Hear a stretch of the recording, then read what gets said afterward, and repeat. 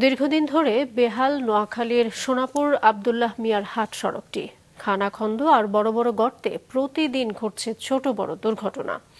সড়কটি নোয়াখালী পৌরসভার হলেও এটি দিয়ে প্রতিদিন যাতায়াত করে সদর এবং কবিরহাট উপজেলার কয়েক হাজার মানুষ। দ্রুত সংস্কারের দাবি ভুক্তভোগীদের। নোয়াখালী প্রতিনিধি মিজানুর রহমান রিয়াদের তথ্যচিত্রে ডেস্ক রিপোর্ট।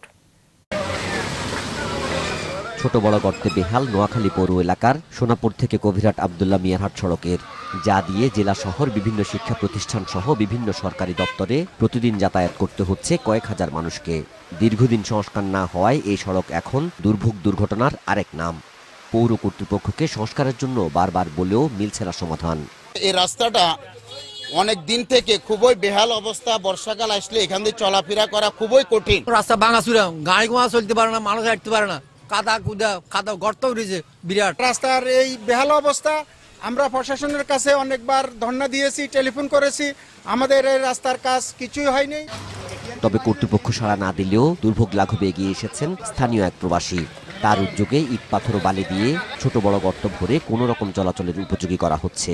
এই এলাকার লন্ডন প্রবাসী আবু তাহের শাহজাহান, ওনার উদ্যোগে কিন্তু সাময়িক কাজটি হচ্ছে। রাস্তাটা খুবই খারাপ, গর্ত মনে করেন আপনারাই তো উদ্যোগ নিয়ে রাস্তাটা করতে আছেন, যাত্রীর জন্য গাড়িওয়ালার জন্য অনেক সুবিধা। আমি যখন দেখলাম আমার সামনে একটা মহিলা রিক্সা উল্টে পড়ে গেছে, আমার খুব কষ্ট লাগছে। তো কষ্ট লাগার পরিপ্রেক্ষিতে আমি চিন্তা করলাম আমি এই জিনিসটা আসলে এটা মানুষের এই কষ্ট আমার আর সহ্য না, তো আমি নিজের উদ্যোগে এই কাজটা করে ফেলাম। স্থানীয়রা বলছেন অস্থায়ী মেরামতে সাময়িক কষ্ট কমলেও কিছুদিন পর তা আবার বাড়বে। তাই সড়কটি স্থায়ী সংস্কারের দাবি তাদের।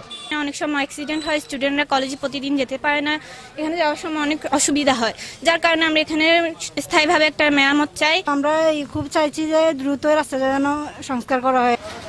সড়কটি সংস্কারের প্রয়োজনীয়তার বিষয়টি ঊর্ধ্বতন কর্তৃপক্ষকে জানানো হয়েছে এবং বরাদ্দ পাওয়ার পর দ্রুত ব্যবস্থা গ্রহণ করা হবে বলে জানিয়েছে পৌর কর্তৃপক্ষ।